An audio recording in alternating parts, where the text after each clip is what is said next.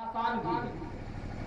जैसे नबी कोई नहीं बन सकता, नबी वही हो सकता है जिसको अल्लाह तबारक व तआला नबूवत से सरफराज फरमाए।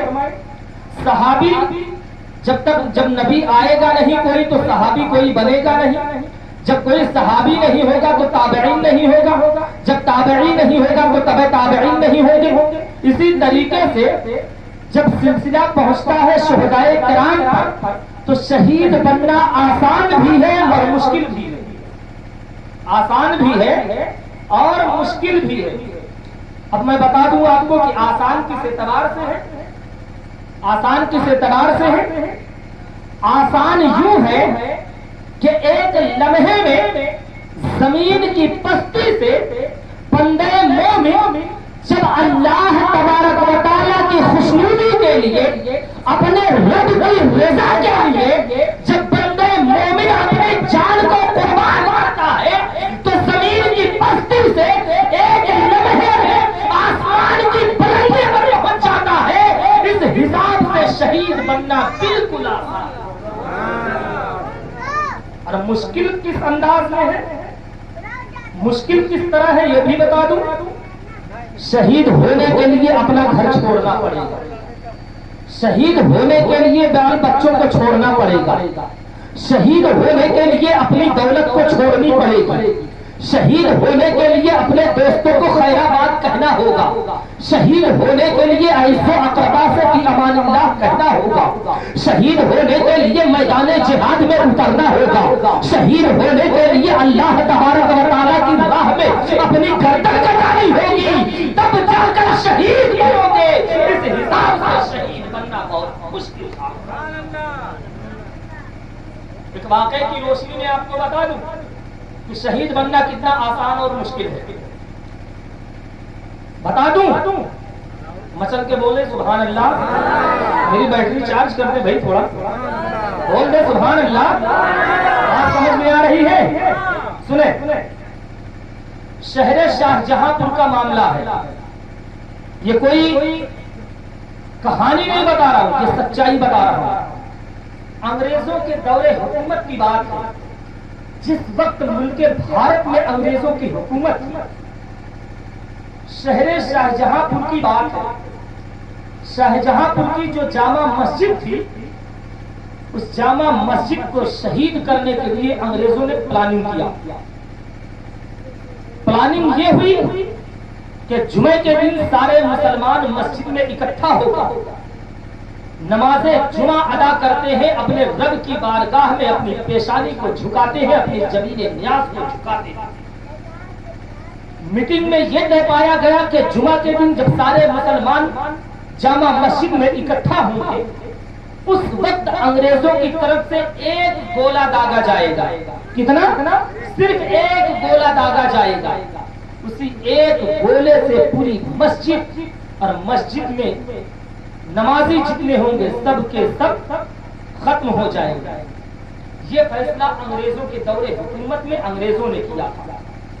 जब ये बात शाहजहांपुर के लोगों को पता चली तो शाहजहांपुर के लोगों ने एक मीटिंग बुलाई, एक पंचायत बुलाई और शाहजहांपुर के लोगों ने यह फैसला लिया कि जुमे के दिन सारे गांव के सारे लोग जुमे की नमाज इत्मीनान से अदा करेंगे, लेकिन हर घर से एक नौजवान निकलकर मस्जिद के सामने खड़ा होगा और जब तोप से गोला चलेगा तो उस तोप के गोले को अपने सीने पर लेकर मस्जिद की हिफाजत करेगा, मुसलमानों की हिफाजत करेगा। अजीजाने गिरामी वकार, ये फैसला तय पाया कि सारे लोग जुमे की नमाज अदा करेंगे, लेकिन गांव के हर घर से, शाहजहांपुर के हर घर से एक नौजवान निकलेगा और निकलने के बाद मस्जिद के सामने खड़ा होगा। हर घर से एक नौजवान आकर मस्जिद के सामने खड़ा होगा, मस्जिद की तहफ़्फ़ुज़ व बक़ा के लिए अपनी जान कुर्बान करेगा, मस्जिद मस्जिद की हिफाजत के लिए अपनी जिंदगी को दांव पर लगा देगा। अजीजाने गिरामी वकार, शाहजहांपुर में ये फैसला लिया गया, सारे लोग तैयार हो गए, सारे लोग तैयार हो जाते हैं, फैसला पास हो जाता है, फैसला डन हो जाता है कि एक एक नौजवान हर घर से निकलकर मस्जिद की हिफाजत के लिए आएगा। अजीजाने गिरामी वकार, उस गांव में एक घर और था, उस घर में एक शख्स रहता था जिसका नाम अब्दुल्ला था, लेकिन वो शराबी था, वो शराब पिया करता था, वो जुआरी था, जुआ खेला करता था। अजीजाने गिरामी वकार, उस घर में उसकी बीवी थी जिसका नाम फातिमा था। इन दोनों के सिवा कोई उस घर में न था, इनके न कोई औलाद थी, इनके घर में न कोई नौजवान था जो उस घर से मस्जिद की हिफाजत के लिए जाता। हजराते मोहतरम, उस घर का मामला ये था, जब सारे गांव में ये पंचायत हुई और सारे गांव के लोगों ने ये फैसला पास किया और ये खबर उस अब्दुल्ला शराबी की बीवी तक पहुंचा, तो उसकी बीवी ने कहा कि काश अगर मेरे घर में कोई नौजवान होता तो मेरे घर से भी मस्जिद की हिफाजत के लिए जाता। कुर्बान जाओ उस खातून पर, कनीज़े फातिमा पर। कहती है कि अगर मेरा भी कोई बच्चा होता, मेरे घर में कोई नौजवान होता, तो वो भी मस्जिद की हिफाजत के लिए जाता। मस्जिद की हिफाजत करने में अपनी जान को राहे हक में कुर्बान कर देना। अज़ीज़ाने गिरामी वकार, वो फातिमा नामी औरत तैयार होती है, कहती है अगर कोई नहीं है, ना मेरी कोई औलाद है, ना मेरे घर में कोई नौजवान है और मेरा शौहर शराबी है, वो तो जुआरी है, हर वक्त शराब के नशे में रहा करता है, दीन से कोई मतलब नहीं है, मजहब से कोई मतलब नहीं है, मस्जिद से कोई मतलब नहीं है, अगरचे वो ऐसा है उसको जाने दो, मैं खुद जाऊंगी मस्जिद की तहफ़्फ़ुज़ बका के लिए, मस्जिद की आन-ओ-बान बचाने के लिए, मस्जिद की शान बचाने के लिए। वो फातिमा नामी औरत क्या करती है, जब जुमा का दिन आता है, वो फातिमा नामी औरत अपने लिबास को चेंज करती है।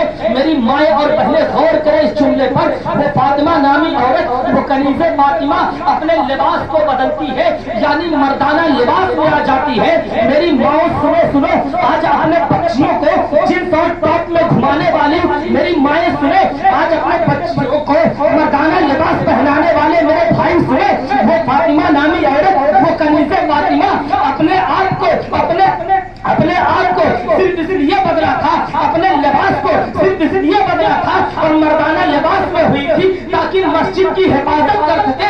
आज मैं पूछता हूँ, कौन सी मस्जिद की हिफाजत करने के लिए हमारे घर की बेटियां जाती है जींस और पैंट पहनकर, टी शर्ट पहनकर? मैं पूछना चाहता हूँ अपनी माँ और बहनों से, क्या तुम्हें शर्म नहीं आती है? अपने बच्चियों को, जवान बच्चियों को, नौजवान बच्चियों को आप जो है जींस और टी शर्ट पहनाती है, जरा सोचे। वो फातिमा नामी औरत मस्जिद की हिफाजत के लिए उसने अपने लिबास को बदला था।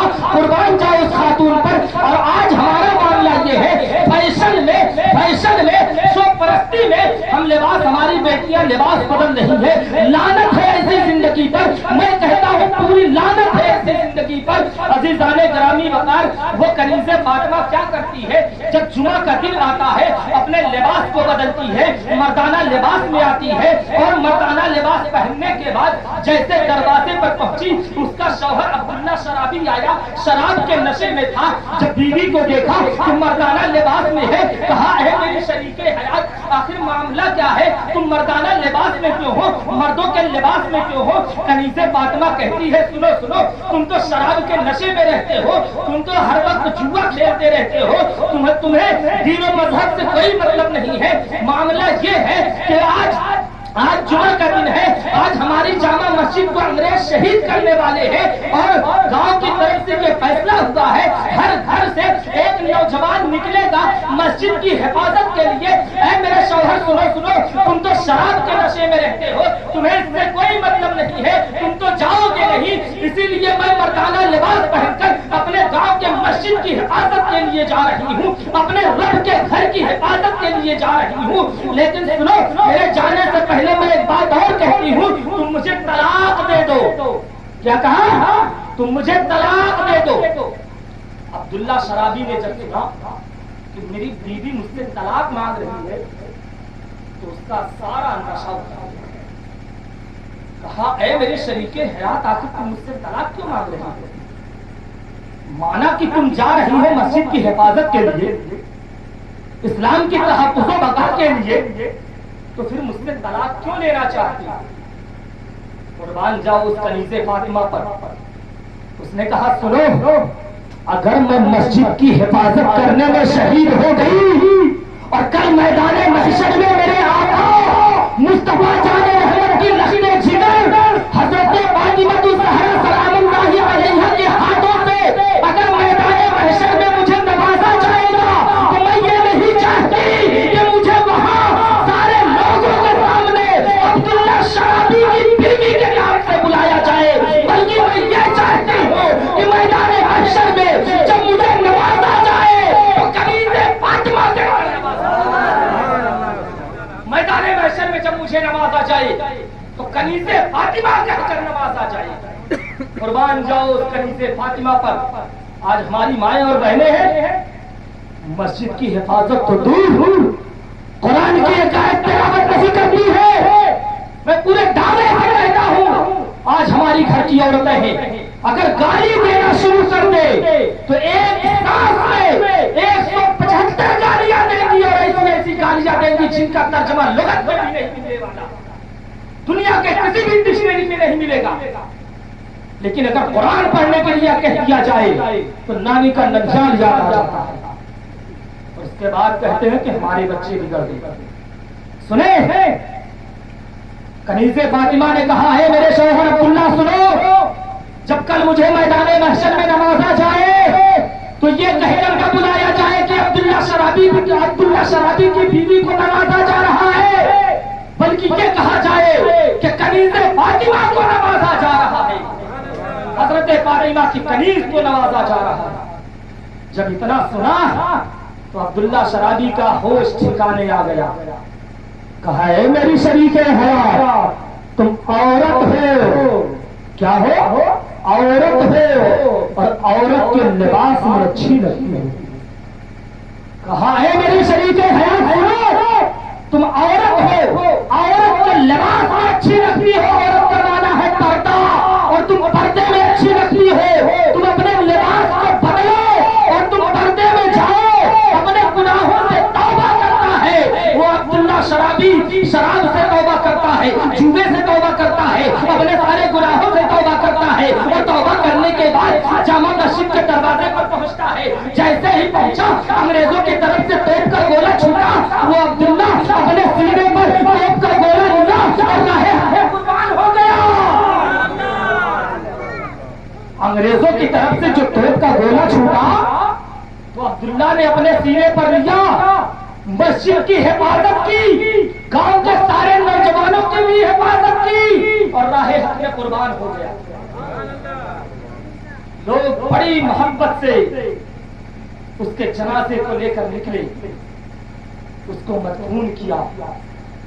कुछ दिन के बाद, कुछ अरसे के बाद उसी गांव से एक हाजी साहब जो हज करने के लिए गए, हाजी साहब तो बाद में हुए जब हज करके आए था, लेकिन गए हज करने के लिए। पैदल सफर करते थे लोग, सवारियां इतनी मयस्सर नहीं होती थी। हज करके जब वापस हुए तो काफिले से बिछड़ गए। काफिले से बिछड़े, रात का समय था, रात का वक्त था, रास्ता बेचारे भूल गए। जंगल में पहुंचे तो क्या देखते हैं कि पूरा जंगल ही जंगल है। कुछ दूर चले कि एक महल नजर आया, उस महल में चले गए। वो हाजी साहब इस महल में चले गए, सोचा कि रात किसी तरीके से गुजार लूंगा, छिप के चोरी से रात गुजार लूंगा, सुबह होते ही निकल जाऊंगा। जब सुबह की सफेदी नमूदार होगी, रास्ता कहीं ना कहीं से नजर आ जाएगा, कोई ना कोई रास्ता नजर आ जाएगा। वो बेचारे हाजी साहब उस महल में गए, छिप गए कोने में। कोने में छिपे हुए क्या देख रहे हैं कि एक नूरानी चेहरे वाला आया। आंगन में चारों तरफ कुर्सियां, नूरानी कुर्सियां बिछाया। नूरानी कुर्सियां बिछाने के बाद बीच में एक नूरी तख्त बिछा, उस तख्त पे एक नूरी कुर्सी रखी गई, एक नूरानी कुर्सी रखी गई। और ये हाजी साहब कोने में से छिपकर देख रहे हैं कि एक नूरानी चेहरे वाला आया है, कुर्सियां बिछा रहा है, नूरानी कुर्सियां बिछ रही है। उसके बाद बीच में नूरानी तखत बिछा, उस तखत के ऊपर एक नूरानी कुर्सी रखी गई।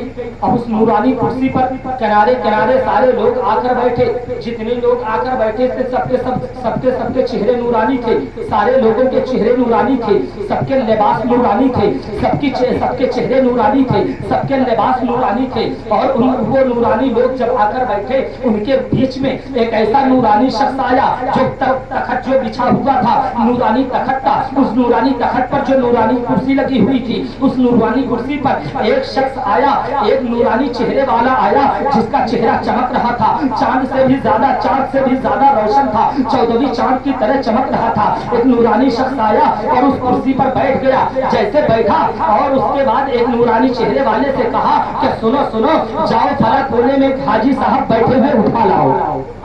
कहा फला कोने में एक हाजी साहब बैठे हैं, उठा लाओ। जैसे ही हाजी साहब को पकड़ा, हाजी साहब हाथ जोड़ने लगे, माफ कर दीजिए मेरी कोई गलती नहीं है, मैं चोर नहीं हूँ। कहा मैं चोर नहीं हूँ, मैं हज्जे बैतुल्लाह के लिए आया था, निकला जो है काफिले से अलग हो गया, रास्ता भटक गया, रात गुजारने के लिए आपके महल में आ गया।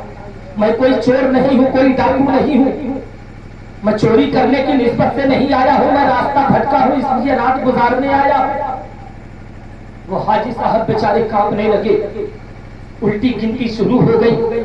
नूरानी चेहरे वाला लेकर गया, उस नूरानी चेहरे वाले के पास जो सबके सरदार थे उनके पास लेकर गया। उन्होंने पूछा हाजी साहब कैसे? कहा हुजूर मेरी कोई गलती नहीं है, मैं चोर चंडाल नहीं हूँ, मैं तो हज्जे बैतुल्लाह के लिए गया था, अल्लाह के मुकद्दस घर के तवाफ के लिए गया था, रोज़े रसूल पे हाजिरी के लिए गया था। वहाँ से वापस हुआ, रास्ते में मैं अपने काफिले वाले से अलग हो गया, काफिले वाले से बिछड़ गया और रात का वक्त है, अंधेरा है, रास्ता भी भूल गया, इसीलिए पनाह के लिए आपके महल में चला आया। उस नूरानी चेहरे वाले ने कहा हाजी साहब क्या आप घर जाना चाहते हैं, क्या आप अपने घर जाना चाहते हैं? कहा हाँ। एक शख्स को उठाया और हुक्म दिया, कहा हाजी साहब को उनके घर पहुंचाओ। एक शख्स उस मजलिस से उठा, उस मजमे से उठा और कहा हाजी साहब आपको घर जाना है? कहा हाँ। वहाँ कुछ लोग आगे चलिए। जैसे ही महल से बाहर निकले, बाहर निकलने के बाद वो नूरानी चेहरे वाला कहता है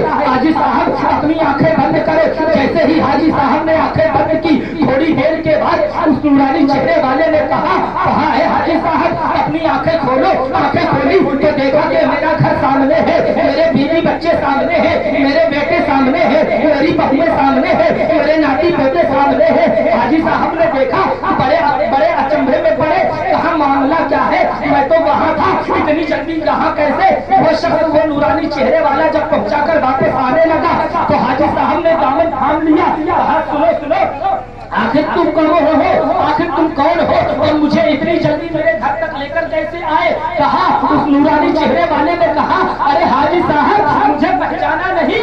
कहा नहीं नहीं मैं नहीं पहचाना। कहा अरे हाजी साहब मैं आपके गांव का अब्दुल्ला हूँ, अब्दुल्ला जिसे लोग अब्दुल्ला शराबी कहा करते थे, मैं वही अब्दुल्ला हूँ। हाजी साहब ने कहा मान लिया तुम अब्दुल्ला शराबी थे, पहले शराबी थे, लेकिन मामला क्या होगा? कहा अरे हाजी साहब सुनो, जैसे ही अंग्रेजों के तोप का गोला छूटा मैंने अपने सीने पर लिया, सीने पर लेना ही था कि मैं खुदा की बारगाह में मकबूल हो गया, और खुदा के बारगाह में मकबूल होना ही था कि जन्नत में पहुंच गया। अब हाजी साहब ने कहा कि हे अब्दुल्ला शहीद ये बताओ, ये बात समझ में आ गई कि तुम अब्दुल्ला शहीद हो, जो पहले अब्दुल्ला शराबी हुआ करते थे, तुम वही अब्दुल्ला शहीद हो। लेकिन ये बताओ तुम्हारे साथ में इर्द गिर्द जो बैठे थे वो कौन थे? कहा है हाजी साहब वो शुहदाए बदे हुनैन बैठे थे। कौन बैठा था? कहा हाजी साहब वो शुहदाए बदे हुनैन बैठे थे। कहा चलो ठीक है, इर्द गिर्द जो बैठे थे वो शुहदाए बदे हुनैन बैठे थे, वो बीच में जो तखत बिछा हुआ था उस तखत में जो नूरानी कुर्सी थी, उस कुर्सी पर जो नूरानी चेहरे वाला बैठा था वो कौन था? वो अब्दुल्ला शहीद कहता है। हाजी साहब उन्हें नहीं पहचाना? कहा नहीं। कहा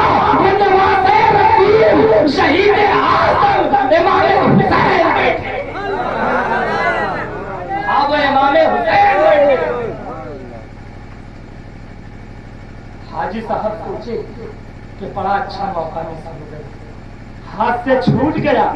इमाम हुसैन की ज़ियारत भी की और पहचान ही नहीं पाया। काश अगर पहचान लिया होता तो मेरे किस्मत के मुकद्दर औजे सुरैया पर मुस्कुरा रहे होते, मेरे किस्मत के सितारे औजे सुरैया पर मुस्कुरा रहे होते। जरा सोचे, मैंने कहा था शहीद बनना आसान भी है और मुश्किल भी।